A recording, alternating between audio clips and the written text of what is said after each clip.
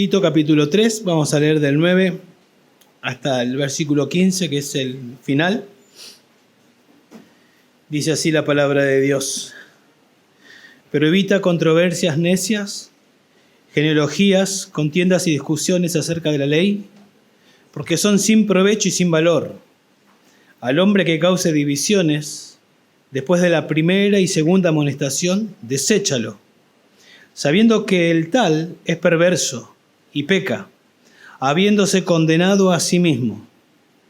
Cuando te envíe a Artemas o a Tíquico, procura venir a mí en Nicópolis, porque he decidido pasar allí el invierno. Encamina con diligencia a Zenas, intérprete de la ley, y a Apolos, para que nada les falte, y que nuestro pueblo aprenda a ocuparse en buenas obras, atendiendo a las necesidades apremiantes, para que no estén sin fruto. Todos los que están conmigo te saludan. Saluda a los que aman en la fe, a los que nos aman en la fe.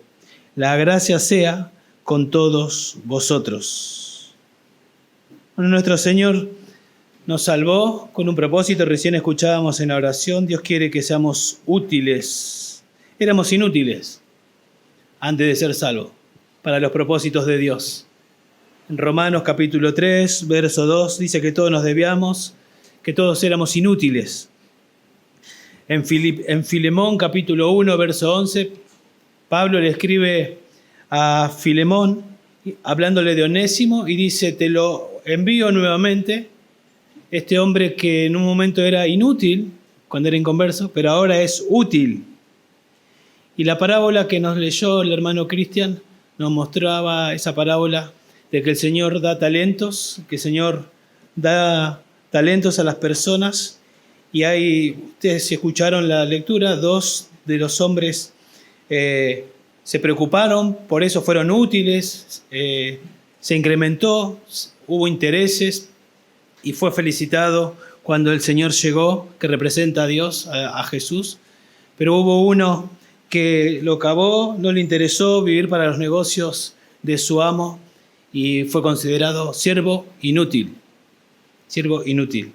Los creyentes somos útiles, pero aún siendo útiles, somos responsables de no desperdiciar la vida cristiana y de vivir justamente para el propósito para el cual nos salvó el Señor. Y ser útil para la obra del Señor, ser útil para glorificar al Señor. Aprovechar bien el tiempo, como dice Efesios, porque los días son malos. Aprovecharlo bien, al máximo. Tiempo vale oro y es importante entender lo que tenemos que hacer. Y acá en esta porción final de Tito encontramos 3 exhortaciones que nosotros debemos obedecer para que nuestras vidas sean útiles para Dios. No son todas las exhortaciones que necesitamos entender, pero acá hay 3 que necesitamos entender y obedecer para que nuestras vidas sean útiles para Dios. En primer lugar, debemos evitar la falsa enseñanza, ¿sí? Las falsas conversaciones o la falsa doctrina, podemos decir, verso 9. Debemos desechar al divisor, ¿sí? La iglesia debemos desechar al divisor.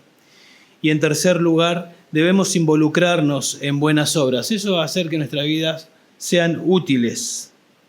Comencemos en primer lugar, entonces, por el primer punto. Debemos evitar la falsa doctrina. Se habrán dado cuenta ahí en el versículo 9, empieza con ese mandamiento. Pero evita, y luego viene una lista de cosas que hay que evitar, ¿sí? Que aparentemente estaban pasando en las iglesias de Creta y que había que evitar.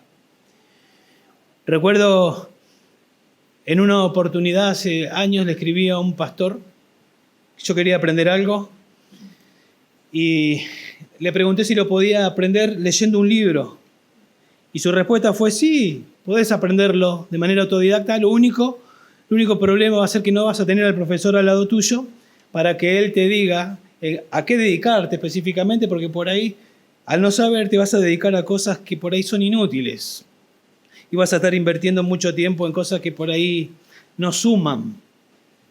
Bueno, así no nos pasa con la Biblia. Dios, obviamente, es más que un profesor, se nos sienta al lado y nos dice, a esto dedícate porque esto es útil, y a esto no te dediques, o evita esto porque esto es inútil. Y eso es lo que nos está diciendo acá. Y hay un contraste, fíjense que usted empieza con un pero, el versículo 9. Para eso tenemos que leer el versículo 8. En el versículo 8 dice, palabra fiel es esta, haciendo alusión por lo menos a los primeros 7 versículos del capítulo 3 y probablemente a toda la carta. Palabra fiel es esta. Y en cuanto a estas cosas de la palabra fiel, quiero que hables con firmeza para que los que han creído, es decir, los creyentes en Dios, procuren ocuparse en buenas obras. Estas cosas son buenas y útiles para los hombres. Le está diciendo, dedícate a la palabra fiel, enseñala, porque eso tiene un propósito de Dios, que es bendecir a los cristianos para que se dediquen a las buenas obras. Pero a esto no, esto tenés que discernir y esto tenés que evitar. Pero evita, y luego viene la lista allí, que es una lista similar que aparece en otros pasajes del Antiguo Testamento, de las pastorales, y siempre esta lista está en un contexto de falsa doctrina. Por eso en el primer punto yo decía que debemos evitar la falsa enseñanza, las conversaciones que no tienen sentido, la falsa doctrina. Tito ya dio instrucciones claras acerca de cómo proceder, si ustedes se acuerdan, con los falsos maestros. ¿Se acuerdan? Capítulo 1. Había algunos de la circuncisión, judíos, a los que es necesario taparle la boca, dice. Que dejen de enseñar, no le permitas que enseñen. Y da las razones. ¿Por qué? Porque, bueno, obviamente la falsa doctrina produce gangrena y no le tenía que dejar enseñar. Acá en el capítulo 3, verso 9, no nos dice específicamente que son falsos maestros, que están ahí en el púlpito, pero sí nos dice que el contenido de lo que enseñaban, y no tenía nada que ver con las escrituras. Por ahí mencionaban cosas que están en las escrituras, pero las distorsionaban. Evita esas cosas, ¿sí? Eso lo tenés que evitar, le dice Pablo a Tito. La palabra evitar, ahí que aparece que es un mandamiento, la idea de evitar es darle la vuelta. O sea, dar la vuelta, darle la espalda. Están ahí involucrados en estas cuestiones. No me involucro, no me meto, no pierdo tiempo en eso. Le doy la espalda. Me hacía acordar cuando leía esto y buscaba el significado hace años atrás. Llevamos a un grupo de muchachos del barrio a un campamento para que escuchen el Evangelio. Y después, cada vez que me veían, ellos estaban reunidos, cada vez que me venían me llamaban, así yo pasaba como a media cuadra, me llamaban y yo sabía para qué, para cuándo vamos de nuevo, querían el viaje. Y la verdad que yo ya sabía, y era una pérdida de tiempo para mí, ir, estar y explicarles, ya no hacemos más esos viajes, etcétera, etcétera. Y evitaba pasar por esos lugares o ni miraba para la izquierda porque allá estaban y pasaba rápido porque yo sabía que no me quería involucrar, no quería perder 15, 20 minutos, ahí no tenía sentido. Y es un poco acá la idea de no perder el tiempo, ¿sí? Algo similar Pablo le dice a Timoteo en 2 de Timoteo, pasaje muy conocido, más que nada para los que enseñamos la Biblia. Pablo le dice, procura con diligencia presentarte a Dios aprobado, como obrero que no tiene de qué avergonzarse, que maneja con precisión la palabra de verdad. O sea, dedícate a trazar con precisión la palabra de verdad. Y el verso 16, evita las palabrerías vacías y profanas, porque los dados a ellas, o sea, los que se dedican a ellas, conducirán más y más a la impiedad. O sea, no edifica, conduce a la impiedad. Involucrarse en estas cuestiones, en esta lista que Pablo le dice a Timoteo, no te involucres. Y ustedes recordarán en Tito 1, capítulo 1, cuando comenzó, Pablo saluda a Tito y le dice, yo soy siervo de Dios y apóstol de Jesucristo, conforme a la fe de los escogidos de Dios y al pleno conocimiento de la verdad que es según piedad. Yo soy siervo de Dios y yo soy un portavoz del Evangelio, ¿sí? El Evangelio que produce piedad. El Evangelio produce piedad. Y eso es lo que vimos a lo largo de todo Tito. El Evangelio produce vidas piadosas. Y acá dice que el que se dedica a estas cosas, en 2 Timoteo 2:16, a las palabrerías vacías, profanas, etc., conducen a la impiedad, a lo contrario a la piedad. No tiene sentido dedicarse a esas cosas, es perder el tiempo. Bueno, esta es la acción responsable que tenía que hacer Tito y que tenemos que hacer todos nosotros. ¿Sí? Que tenemos que darle la espalda a lo que es inútil, a lo que no edifica. En primer lugar dice, evita las controversias necias, debates y discusiones sin sentido. Eso es lo que significa. Debates y discusiones sin sentido. Les leo otros pasajes donde aparece la misma palabra, controversias. Dice en 1 Timoteo 1:4, ni prestarán atención a mitos y genealogías interminables, lo que da lugar a discusiones inútiles, ahí está la misma palabra, en vez de hacer avanzar el plan de Dios, que es por la fe. Así te encargo ahora. O sea, si nos dedicamos a discusiones inútiles, nos perdemos de hacer avanzar o de estar involucrados en el avance del Evangelio. Queremos estar ahí. 1 Timoteo 6:3, si alguno enseña una doctrina diferente y no se conforma a las sanas palabras, la de nuestro Señor Jesucristo, y a la doctrina que es conforme a la piedad, está envanecido. Nada entiende, sino que tiene un interés morboso en discusiones, ahí está otra vez, y contiendas de palabras, de las cuales nacen envidia, pleito, blasfemia, malas sospechas. ¿Se dan cuenta? Dedicarse a esos asuntos es pecaminoso. Trae como fruto, como consecuencia pecaminoso, impiedad, no piedad. En 2 Timoteo 2:23, Pablo le dice a Timoteo, pero rechaza los razonamientos necios. Ahí está otra vez la palabra. Rechaza los razonamientos necios e ignorantes, sabiendo que producen altercado. Siempre produce lo pecaminoso. Así que hay que evitar estas cosas, que no nos dice exactamente qué es, pero ya con lo que acabo de decir nos damos cuenta que no tiene que ver con algo que la Biblia manda. Tal vez sacan de la Biblia, pero de la Biblia sacan sus propias opiniones personales. Yo me ponía a pensar, para dar algún ejemplo, o de algo que me haya pasado a mí. He estado en lugares donde se discute si las mujeres tienen que usar pantalón o pollera. Y ustedes se imaginan ponerse a discutir. De hecho, he ido a predicar, me han invitado a predicar en lugares, he tenido el privilegio de predicar en púlpitos, y al domingo siguiente, no era domingo, era la semana siguiente, invitaban a alguien y predicaba todo un sermón para hablar de los pantalones chupines. Si había que usar o no pantalones chupines.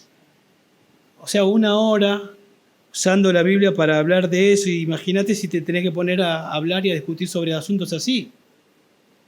Cuando el principio es el decoro, ¿no? Enseñar el decoro y listo. La reverencia a Dios y ese es el principio, y cada uno después, entendiendo eso, sabe lo que tiene que usar y cómo usarlo. ¿Sí? Porque puede ser una pollera indecorosa, puede ser un pantalón indecoroso. Pasa por el decoro, el principio. Y así podemos poner varios ejemplos más. Porque ustedes cuando toman, ha pasado acá, ustedes cuando toman la cena, ¿por qué no toman vino? O yo lo probé y no era realmente, no le sentí el gustito a vino.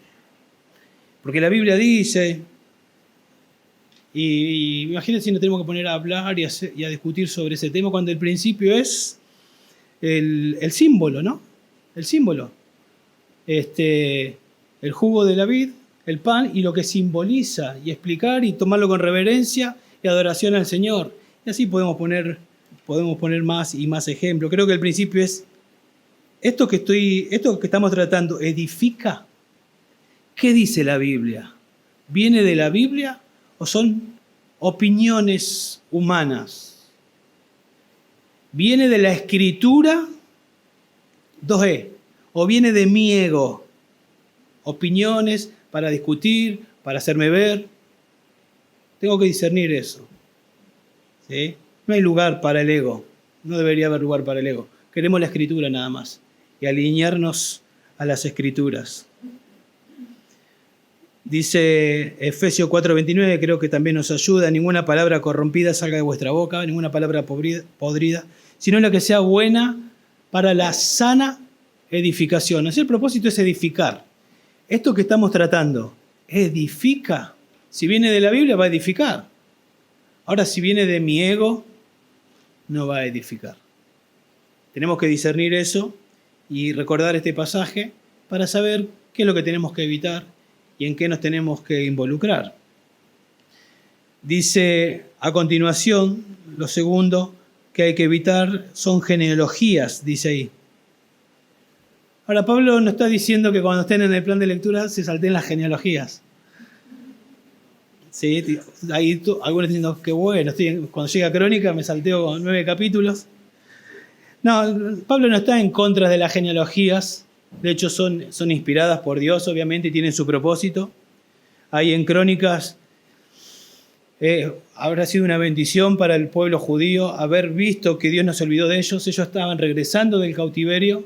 Ellos creían que Dios se olvidó de ellos y simplemente Dios estaba siendo fiel, los había llevado al cautiverio, porque en Deuteronomio 28, 29, Dios les había dicho, si ustedes hacen bien, les va a ir bien, si hacen mal, va a haber castigo, va a haber maldición, y parte de esas maldiciones los voy a llevar a un país extranjero, van a venir extranjeros y van a padecer el castigo. Dios estaba siendo fiel, regresan y ante la incertidumbre, Dios sigue tratando con nosotros. Dios les muestra que sí, que sigue tratando con ellos, que Dios los sigue teniendo en cuenta y que sigue adelante. Así que imagínense la bendición que habrá sido las genealogías para ellos.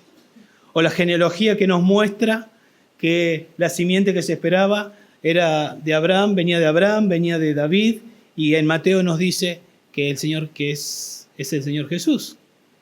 Entonces no estaba hablando de eso. Aparentemente acá tomaban genealogías y las mal interpretaban y las mal usaban.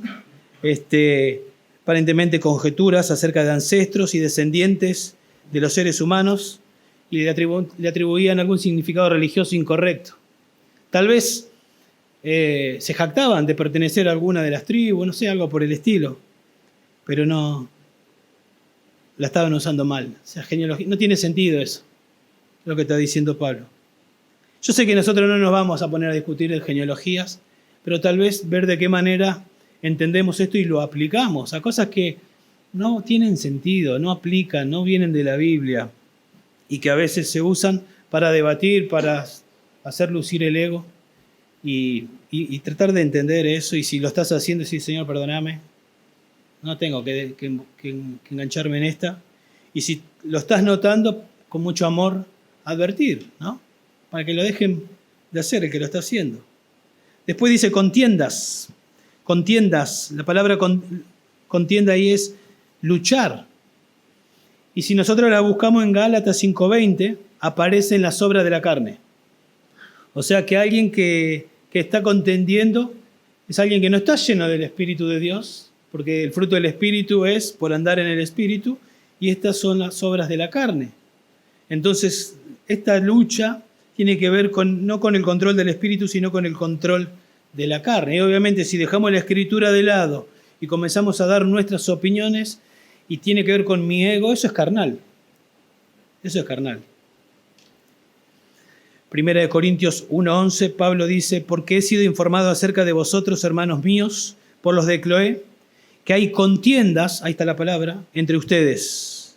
Y fíjense, la contienda, me refiero a que cada uno de vosotros dice, yo soy de Pablo, yo soy de Apolos, yo soy de Cefa, yo soy de Cristo. Estaban contendiendo, yo me alineo a este hombre, yo me alineo a este hombre, yo me alineo a este hombre.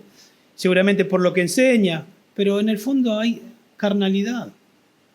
El punto es, yo soy de Cristo, pero no como ellos decían, yo estoy unido a Cristo, eso es lo que interesa. El Señor oró por la unidad, no por soy de este, soy de aquel. Enseguida nos damos cuenta que no tiene sentido. Esas cosas hay que evitarlas, no hay que meterse y perder el tiempo en esas cuestiones. Luego dice discusiones acerca de la ley de Moisés. Ya en el capítulo 1 nos dijo Pablo que los falsos maestros eran mayormente de la circuncisión, eran judíos y conocían la ley, pero la usaban mal. La ley es justa, buena, es santa, justa y buena, dice Romanos 7:12, pero el punto es que usaban la ley para una mala aplicación. Tal vez estaban intentando hacer que personas se circunciden, cuando eso no tenía que... Pablo en Gálatas dice, no tiene nada que ver. O sea, no es la circuncisión, no es la salvación en Cristo más la circuncisión. No es por guardar días, ¿sí?, o festividades judías. No sabemos exactamente qué es lo que estaban haciendo, pero sí estaban usando la ley y la estaban usando mal. O sea, cada cosa tiene que ver con que dejaban de lado las Escrituras. ¿Se dan cuenta? ¿Y por qué hay que evitar las controversias sin sentidos? Ahí nos da la razón, fíjense, Pablo. Porque son sin provecho y son sin valor. Son sin provecho y son sin valor. O sea, no tiene sentido discutir sobre teología, sobre doctrina, ¿sí? No tiene ningún sentido con personas que no tienen a la Biblia como su autoridad. No tiene sentido. Porque yo quiero que mi autoridad no es decir yo creo e imponer mi posición, sino decir la Biblia dice y poner a la Biblia como autoridad. Si la otra persona no quiere poner la Biblia como su autoridad e impone su posición, no tiene sentido, aunque lo que se hable sea teología. ¿Sí? Hace un tiempo atrás,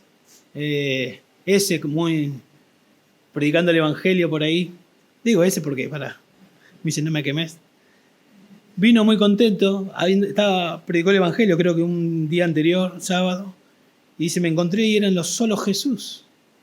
No sé si ustedes saben, después pregúntenle a ese. O sea, creen en Jesús nada más, no que Dios es un Dios trino. Y lo ven en la Biblia. Y él me vino y me dice que habían hecho como un pacto, que el chico venía para acá y que después creo que había que ir para allá o algo así. Y yo le dije, yo no tengo problema en que venga, pero que venga con una actitud a escuchar y a no imponer nada y no discutir, solo escuchar lo que la palabra de Dios dice y que después razone a él, no a discutir o a tratar de ganar una pulseada. No tiene sentido entonces involucrarse en polémicas improductivas. Pero esto como un principio para nosotros, hermano, también.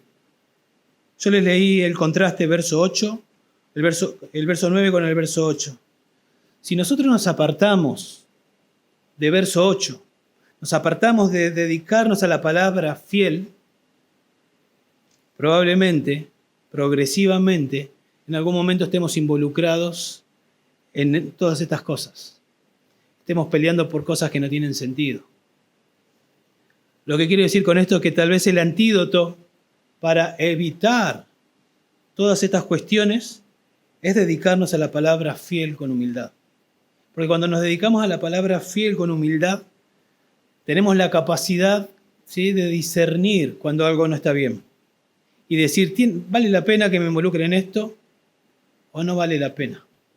Pero ese discernimiento nos va a dar Dios en la medida que nosotros nos dediquemos a la palabra fiel. Por eso tan importante, Pablo empezó diciendo ahí en Tito capítulo 1, para que corrigiese lo deficiente, y lo primero que tenía que corregir, establece pastores, ancianos calificados en cuanto a su carácter, que sean capaces de enseñar las Escrituras, es decir, que se dediquen a las Escrituras, que tengan la capacidad de tapar la boca a los falsos maestros.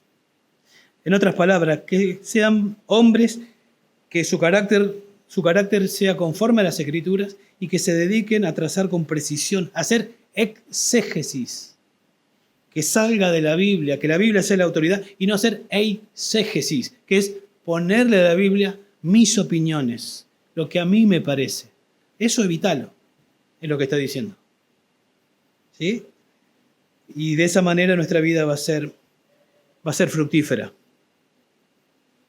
Se me venía a la mente, tal vez es otro contexto, pero aquellos que leyeron, los que están familiarizados con Nehemías 6, ¿se acuerdan? Versos 2 y 3, construyendo el muro, tuvo oposición.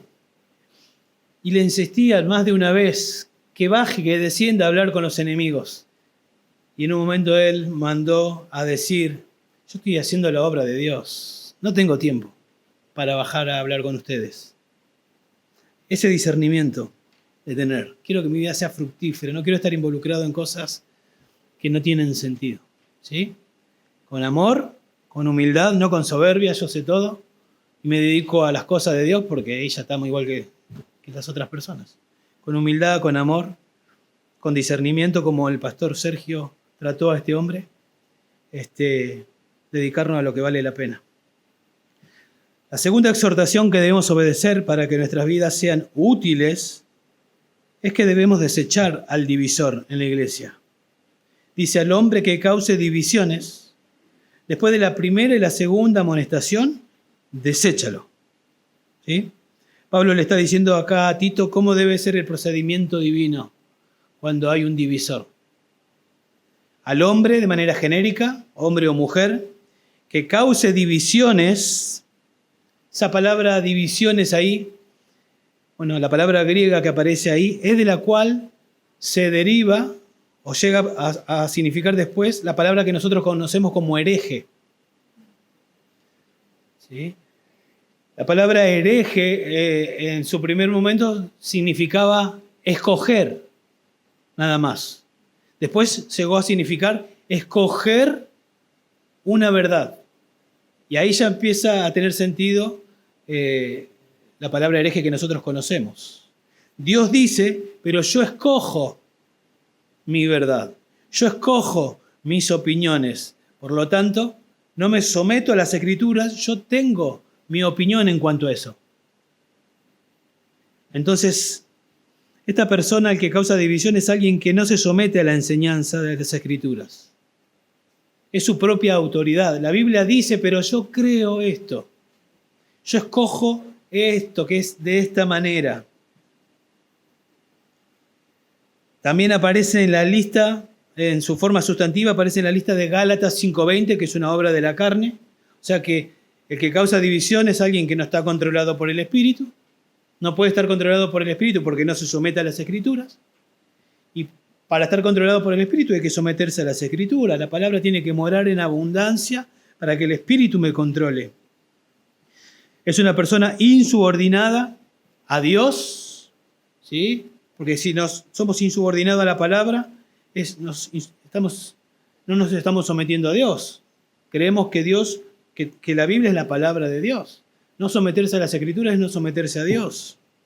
Y como consecuencia, no se somete a Dios, no se somete a las Escrituras, no se somete a las autoridades, a los pastores, a los líderes que Dios puso en la iglesia, cuando la Biblia dice, obedeced a vuestros pastores, siempre y cuando estén enseñando la Biblia, ¿no?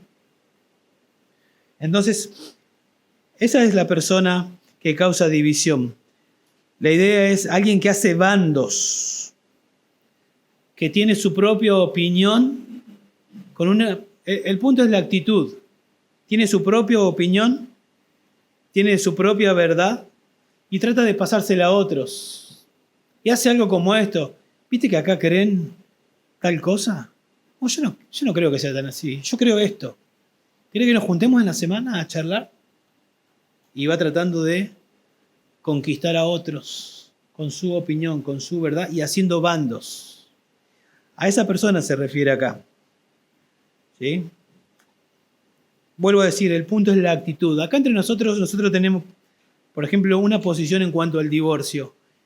Y hay por lo menos una persona acá, una hermana, miembro, que tiene otra posición. Y me lo dijo porque el tema del divorcio lo explicamos en la membresía, en el curso de membresía. Y me dijo su posición y me dijo, pero yo, tranqui. Y así fue. No, lo que quiero decir es que es el punto. La actitud es el punto acá.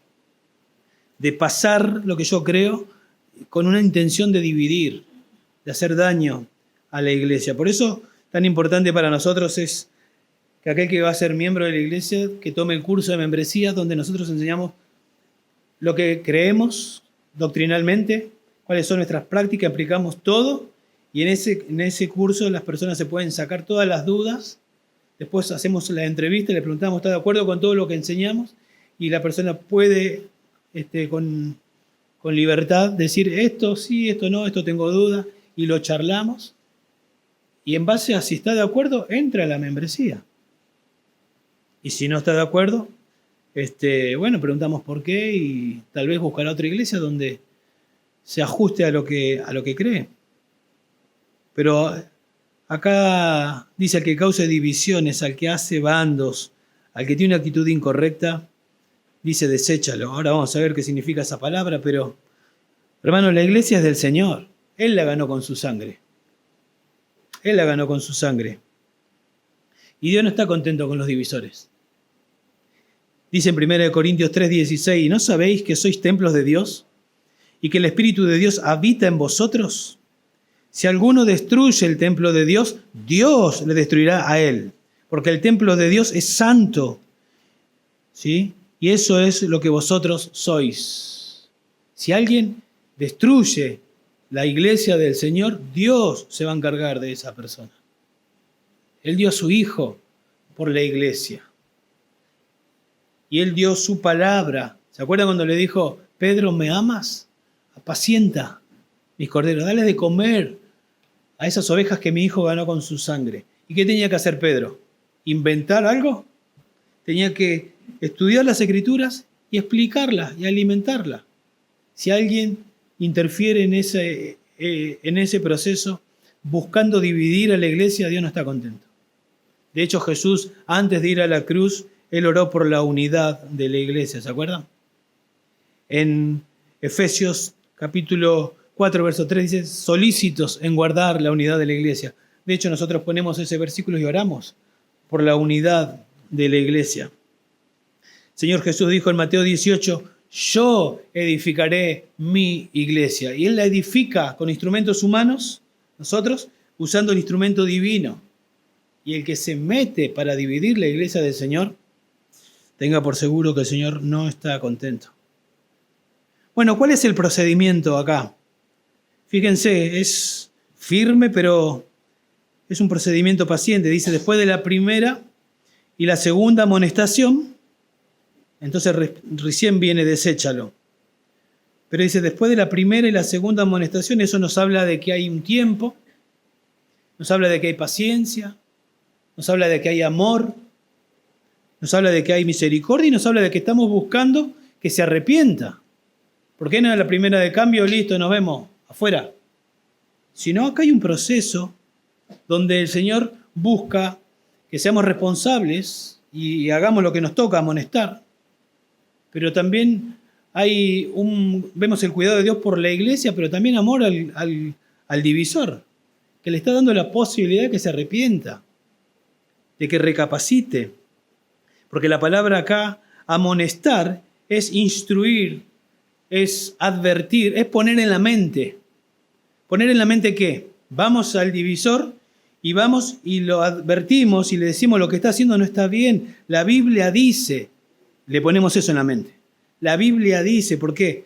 Porque acá implica que confiamos en que la Biblia tiene la capacidad de convencer, tiene la capacidad de hacerlo recapacitar. No es nuestra iglesia dice, nosotros creemos, la Biblia dice, le mostramos. Y le mostramos que está en contra, no de la iglesia, no del pastor, sino de lo que la Biblia dice. Y lo que buscamos es que se arrepienta.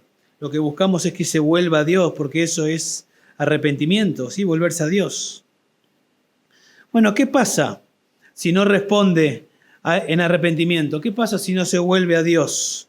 Después de la primera y la segunda, ¿qué hay que hacer? Deséchalo. Deséchalo. Una palabra fuerte. Y uno puede decir: ¿y dónde está el amor de Dios? Dios dice: deséchalo. Expulsalo.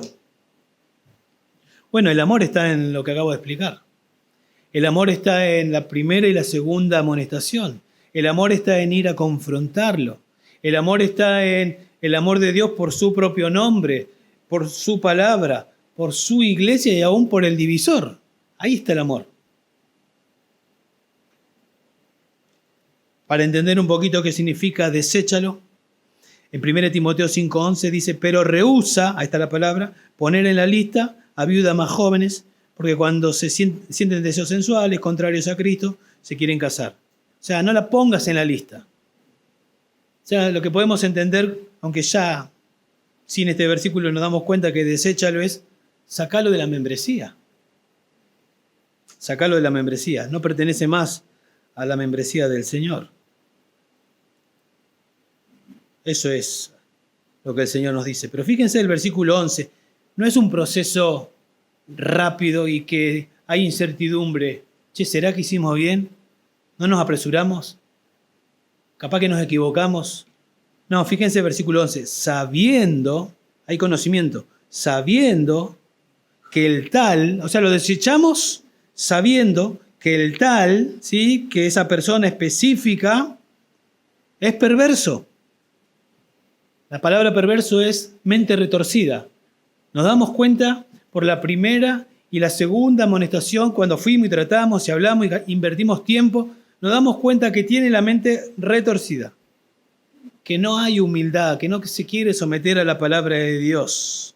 Eso es lo que dice acá, el tal es perverso y peca en tiempo presente, mostrando que es el patrón de vida. Y peca, no está arrepentido, sigue haciendo lo que le estamos advirtiendo que no lo haga más. Lo sigue haciendo. Bueno, a esa persona hay que desecharlo, ¿se dan cuenta? Hay un proceso y sabemos exactamente, todos nos damos cuenta de que esa persona no se quiere arrepentir. Y dice, el tal es perverso y peca, habiéndose condenado a sí mismo. O sea, se autocondena. Porque fuimos, le advertimos, le hablamos y no quiere saber nada, se autocondena. Es evidente, queda demostrado que no quiere someterse a las Escrituras, que es un rebelde. Es obvio. Ahora, algo interesante acá es que si ustedes tienen en mente Mateo 18, en Mateo 18 hay 4 pasos, y acá dice después la primera y la segunda, deséchalo. Bueno, parece ser que cuando es un caso así de herejía, tal vez los pasos que tengan que ver con que la iglesia vaya y hable, tal vez es cuidar a la iglesia, no hacer cosa que contamine a alguien, a un hermanito nuevo en la fe o inmaduro, recién creciendo. Entonces, es algo que es muy peligroso. Y acá se nos dice después de la primera y la segunda, deséchalo. ¿Sí? Pero hay un proceso y es muy evidente que está retorcido y que su patrón es, me planto en esta postura y no estoy dispuesto. ¿Sí? No se somete a Dios, mucho menos a las autoridades. Bueno, esa persona es desechada. Tenemos que asumir entonces la responsabilidad en la iglesia del Señor, con mucho amor al Señor en primer lugar, a su iglesia y al divisor también, de amonestar cuando tengamos que hacerlo. Entonces, queremos tener una vida útil para el Señor. 3 exhortaciones. En primer lugar, dijimos, debemos evitar la falsa enseñanza, los asuntos sin sentido, debemos desechar al divisor, porque lo único que queremos acá es que la Biblia sea nuestra autoridad. Somos diferentes, pero todos nos alineamos atrás de las Escrituras y queremos que la Biblia guíe nuestras vidas. Cuando hay alguien que se quiere poner por sobre las Escrituras, no tiene nada que hacer, ¿no? No tiene nada que hacer entre nosotros. Tiene que saber que acá nos sometemos a las Escrituras, que la Biblia es nuestra autoridad. Y en tercer lugar, la tercera exhortación que debemos obedecer para que nuestras vidas sean útiles es debemos involucrarnos en buenas obras. Y eso es lo que vemos del verso 12 al verso 15. Hay un énfasis en las buenas obras, las cuales hacen o muestran que hay frutos en el creyente. Dios quiere que seamos productivos, para eso nos salvó.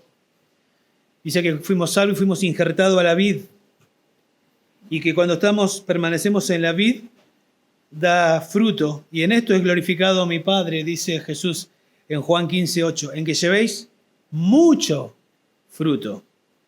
Mucho fruto. Si ustedes prestaron atención a la lectura de ahí del versículo 12 hasta el final, hay varios nombres: Tartemas, Tíquico, Zenas, Apolos, Tito, Pablo, que es el autor, y todos ellos, o ninguno de ellos, está perdiendo el tiempo. Todos están involucrados en buenas obras para la gloria de Dios. Hay un contraste con las otras personas que están perdiendo el tiempo.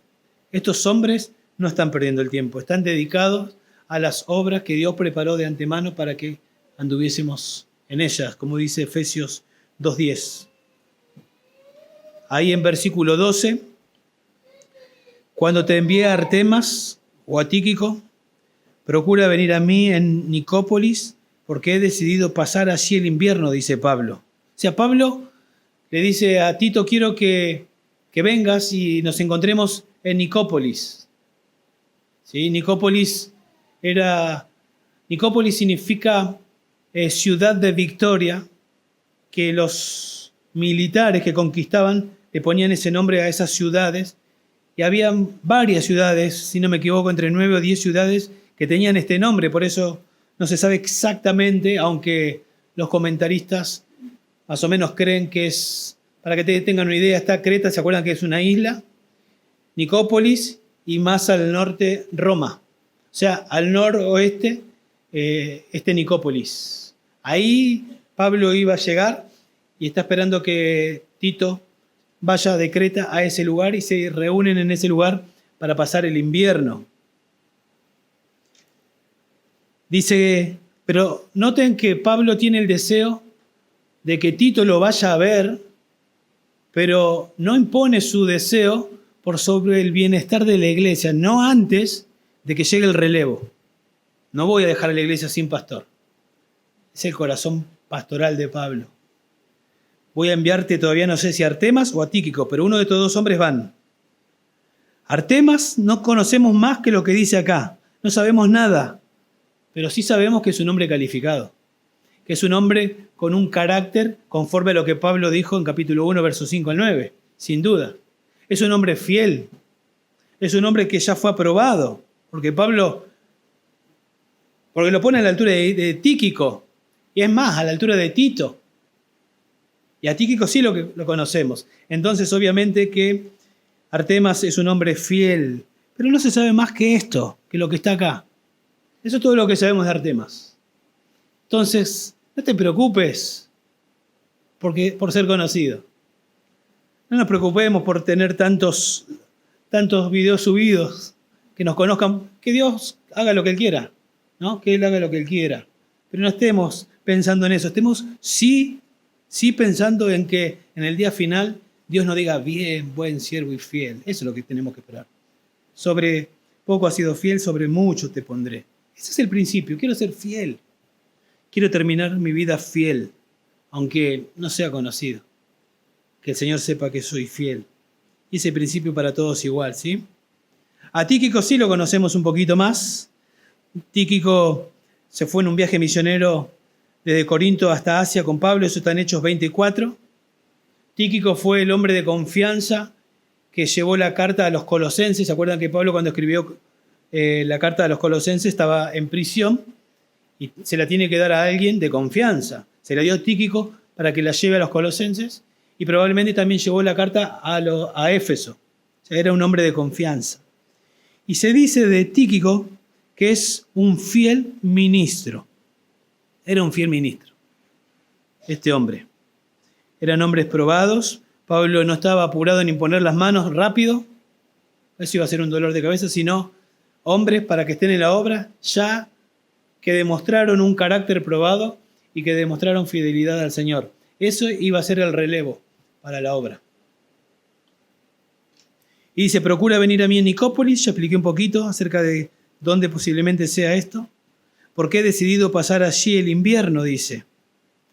Cuando nosotros buscamos en otros lugares, Pablo siempre de manera estratégica se iba a lugares a pasar el invierno. Ahí en en 1 Corintios 16:6 hay un pasaje similar donde Pablo se va a un lugar estratégico para pasar el invierno.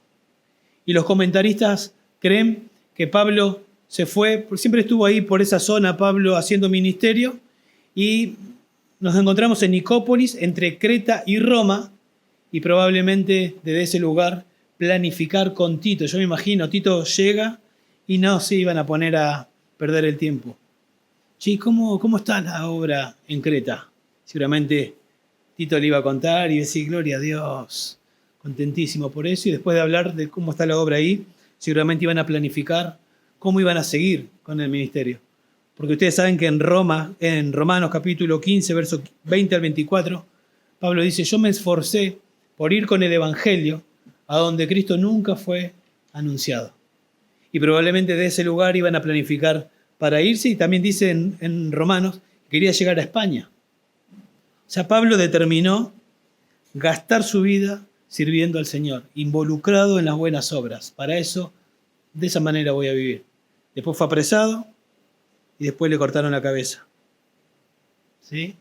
Pero él, cuando le van a cortar la cabeza, cuando ya sabe, en 2 de Timoteo, él dice, he terminado la carrera, he guardado la fe. ¿Sí? Contentísimo. Llegué bien. Yo sé que el Señor me va a recibir y me va a dar la corona, que al final termina a los pies de Jesús.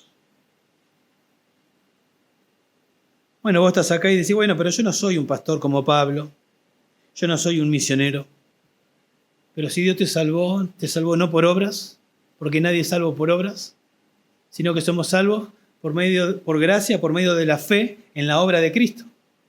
Por eso somos salvos, ¿sí? No por las obras que nosotros hacemos, sino por la obra que hizo Cristo, la segunda persona de la Trinidad, ¿sí? Jesús es Dios, pero se hizo hombre sin dejar de ser Dios, para ser nuestro sustituto, para morir por nuestros pecados.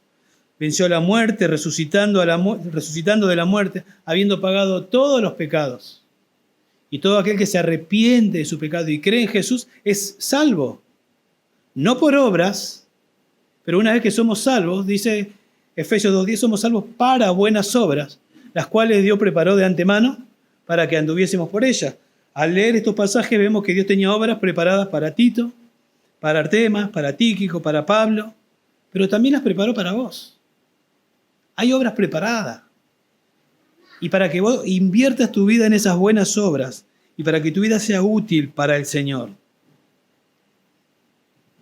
Descubrilas. Y ahora vamos a ver que nos tenemos que dedicar y que tenemos que aprender a descubrir estas obras.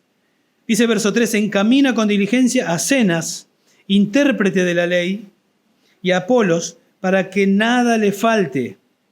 Pablo sabía que estos dos hombres que acaba de nombrar, Zenas y Apolos, van a pasar por Creta. Y le dice, Tito, mirá, Zenas y Apolos van a pasar por Creta. Por favor, encaminalos con diligencia, que no le falte nada.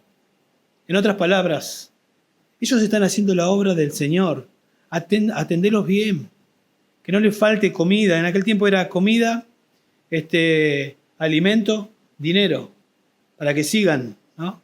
Por favor, fíjate que no le falte nada. Encaminarlo es escoltarlo, ponerte al lado, fíjate, servilo, que no le falte nada.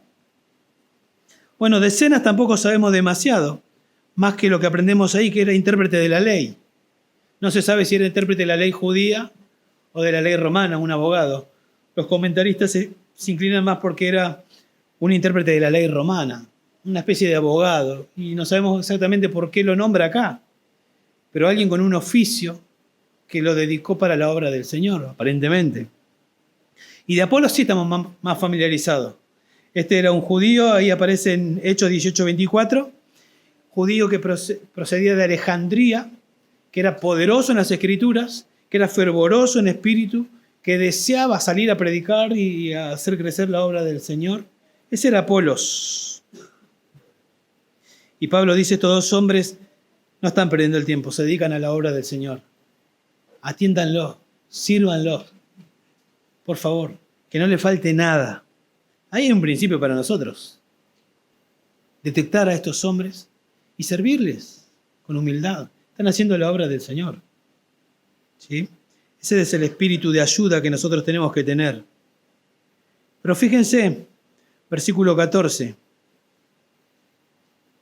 Lo que vimos hasta ahora, vemos hombres, como dije, involucrados en buenas obras.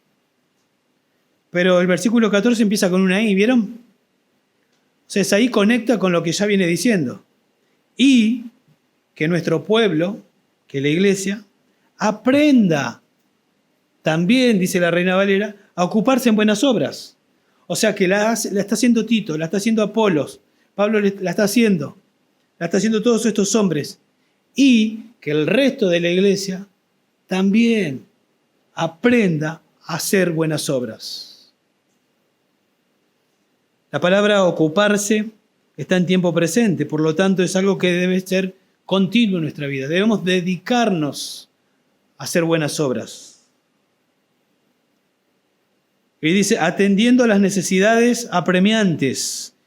Esa frase, atendiendo a las necesidades apremiantes, significa a las necesidades indispensables, genuinas. Es decir, aquello que realmente es urgente y real. Presten atención, que a nadie esté faltando comida, podemos decir. Que nadie tenga una necesidad, no por negligencia, sino porque realmente está pasando una necesidad, una prueba, y que nosotros no sepamos o miremos para otro lado y no hagamos nada. No puede pasar eso. Tenemos que aprender a hacer buenas obras.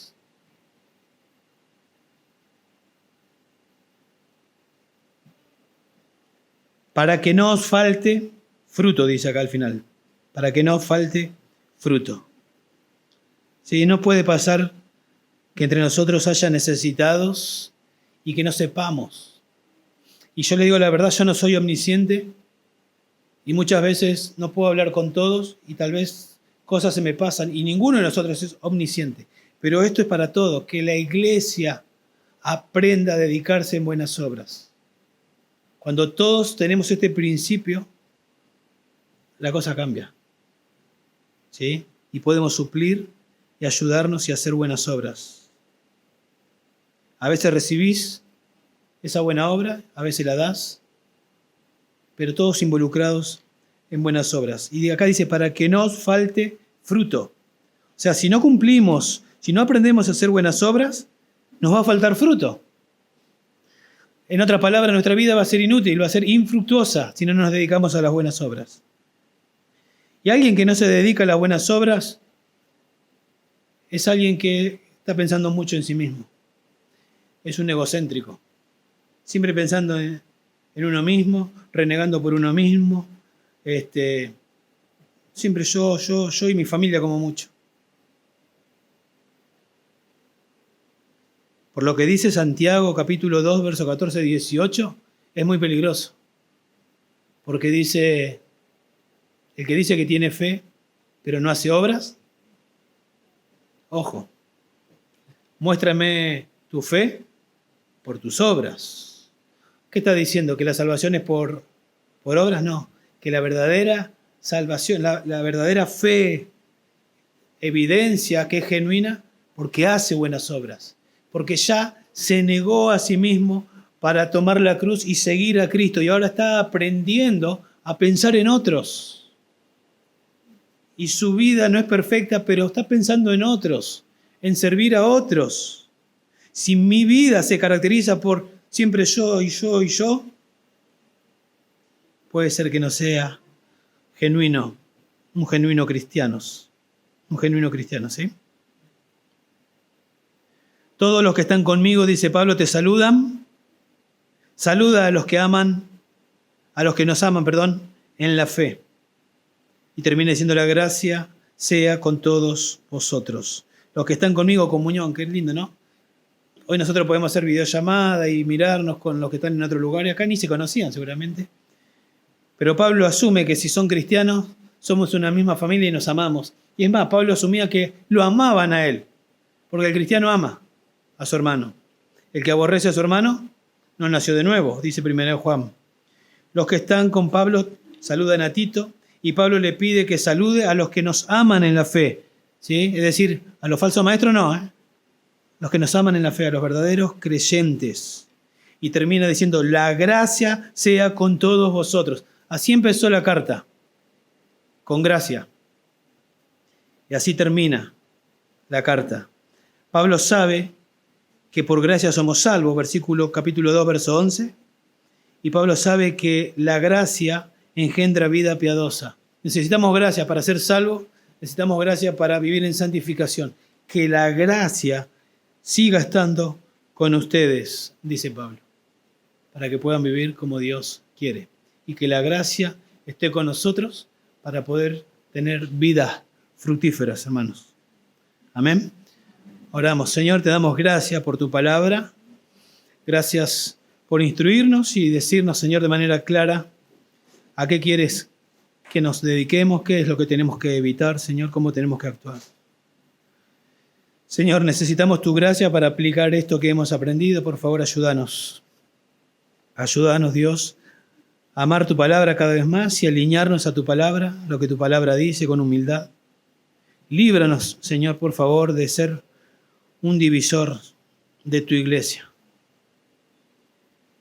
Pero también ayúdanos, Dios, a ser responsables y a amonestar a aquellos que se atreven, Dios, a dividir tu iglesia. Y por favor, ayúdanos a aprender a hacer buenas obras para tu gloria, Dios, a discernir y ayudar, Dios, de manera efectiva a los que lo necesitan. Ayúdanos, Señor, a honrar a los hombres que se dedican al ministerio, misioneros, otros pastores, y que nos dé la sabiduría, Señor, para invertir nuestros bienes de la manera correcta, para tu gloria, Dios. Y a todos nosotros, ayúdanos, una vez más te pido, a hacer buenas obras. Pedimos todo esto en el nombre de Jesús. Amén.